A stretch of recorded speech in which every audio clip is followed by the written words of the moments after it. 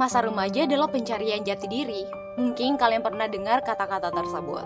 Banyak sekali remaja-remaja di luar sana yang mencoba untuk mencari potensi mereka di masa-masa tersebut. Ada yang melakukan ke arah positif dan ada juga yang melakukan ke arah negatif. Padahal di masa remaja, mereka itu sudah mengetahui mana yang baik dan mana yang merugikan orang lain. Hai semuanya, kali ini aku akan menceritakan sebuah kasus penghilangan nyawa yang terjadi pada tahun 1988. Kasus ini melibatkan seorang anak remaja bernama Junko Furuta.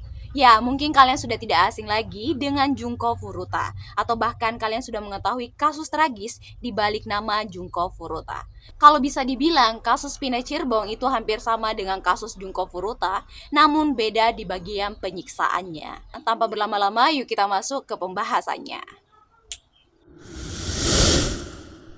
Junko Furuta adalah seorang gadis remaja yang lahir pada tanggal 17 Januari 1971 di Misato, Prefektur Saitama, Jepang. Junko ini terkenal dengan kecantikannya, kepopulerannya, dan juga sikapnya yang ramah. Seorang laki-laki di sekolahnya bernama Miyano mengungkapkan perasaannya kepada Junko. Namun Junko menolaknya dengan alasan dia ini ingin fokus pada pendidikannya. Karena penolakan tersebut, akhirnya Miyano ini menaruh dendam kepada Junko. Di tahun 1988, Junko ini sudah berada di kelas 3 SMA Yashio Minami. Menjelang kelulusannya, dia mengambil pekerjaan paruh waktu agar dia bisa menabung untuk ikut dalam perjalanan kelulusan.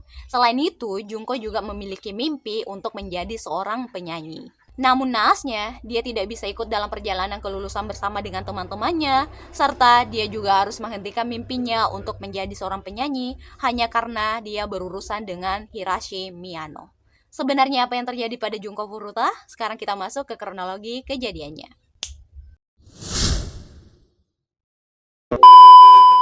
Pada tanggal 25 November tahun 1988, sekitar jam setengah 9 malam, Junko ini baru saja menyelesaikan pekerjaan paruh waktunya dan dia ingin pulang ke rumahnya dengan mengendarai sepedanya. Dari kejauhan ada dua orang pria yang melihat Junko saat itu. Mereka adalah Miyano dan juga temannya Minato. Akhirnya mereka berdua ini menyusun siasat jahat agar Junko bisa ikut bersama dengan mereka. Miyano menyuruh Minato untuk menghampiri Junko dan mendorongnya dari sepeda yang membuat Junko ini terjatuh. Setelah terjatuh, Miyano pun menghampiri Junko dan menawarkan bantuan untuk mengantarnya pulang ke rumahnya dengan selamat. Mungkin Junko yang merasa khawatir akan diganggu lagi oleh pria di perjalanan pun mengiyakan hal tersebut. Tapi bukannya dia diantar ke rumahnya, Junko malah dibawa oleh Miyano ke sebuah gudang dan di sanalah dia diperkeos oleh Miyano. Setelah itu, Junko dibawa lagi ke sebuah hotel dan Miyano pun melakukan hal yang sama untuk kedua kalinya kepada Junko. Di hotel itu, Miyano menelpon ketiga temannya yaitu Minato, Jo Ogura, dan juga Yasashi Watanabe. Dia menceritakan kepada ketiga temannya ini tentang perlakuannya kepada Junko. Nah, temannya yang satu ini bernama Jo Ogura mengatakan kepada Miyano untuk tidak melepaskan Junko Furuta. Karena dia juga ingin merasakan hal yang sama yang dilakukan oleh Miyano kepada Junko. Nah, biasanya nih Miyano ini melepaskan setiap wanita yang sudah diperkeosnya. Tapi Junko ini tidak dilepaskannya. Alasannya adalah takutnya kalau dia membebaskan Junko, Junko ini akan melaporkan kepada polisi. Karena perempuan-perempuan yang dilepaskan oleh Miyano itu sebelumnya itu mengetahui kalau Miyano ini adalah anggota Yakuza, sedangkan Junko ini tidak mengetahui tentang hal tersebut. Akhirnya pada jam 3 pagi, Miyano ini membawa Junko ke sebuah taman dan di sanalah dia bertemu dengan ketiga temannya tadi dan juga anggota gengnya. Di sana Miyano mengancam Junko agar tidak berani untuk melarikan diri karena mereka akan melakukan hal buruk kepada keluarga Junko jika dia melakukan hal tersebut. Apalagi mereka mengetahui alamat rumah keluarga Junko dari buku catatan Junko Furuta. Akhirnya tanpa perlawanan mereka pun membawa Junko ke rumah Minato yaitu di Ayase Adachi, Tokyo. Mereka menempatkan Junko di sebuah kamar di lantai 2. Di sanalah mereka melakukan aksi kejam mereka kepada Junko. Nah, sebenarnya rumah yang ditempati oleh Minato itu masih sering dikunjungi oleh kedua orang tua Minato. Pernah suatu hari kedua orang tua Minato ini mendapati Junko di sana. Namun Minato ini berpura-pura kepada orang tuanya kalau Junko itu adalah pacarnya. Awalnya dia takut ketahuan kalau telah menyandra Junko. Namun lama-kelamaan ternyata kedua orang tua Minato ini tidak melaporkan aksi mereka kepada polisi. Akhirnya mereka sudah tidak peduli lagi jika suatu saat nanti dia kedapatan lagi oleh kedua orang tuanya.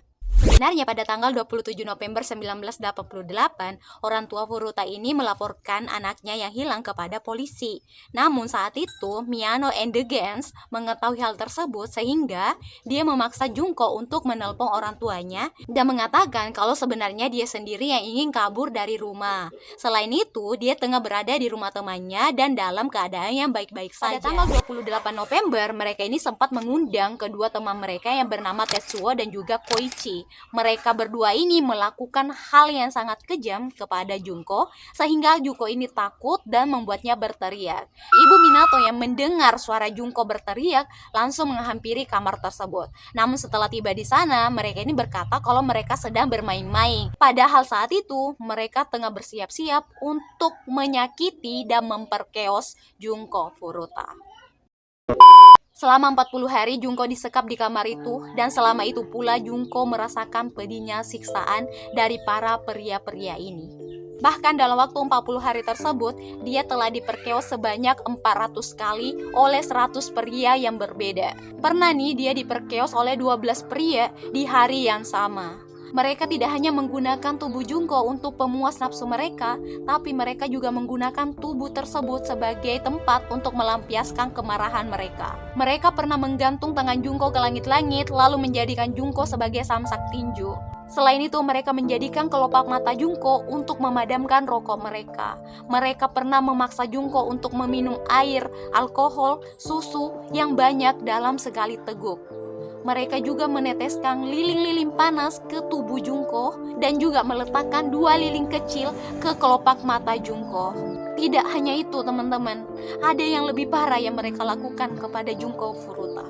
Mereka memasukkan kembang api, botol, besi, mereka masukkan ke tempat yang tidak seharusnya dimasukkan. Selain itu, mereka merobek bagian depan Junko dengan tang, teman-teman. Junko pernah meminta tolong kepada Ibu Minato, teman-teman, namun tidak digubris. Alasannya adalah karena mereka takut Minato akan melakukan hal yang berbahaya kepada mereka. Karena Minato pernah melakukan hal tersebut, akhirnya mereka membiarkan hal keji ini terjadi kepada Junko Furuta.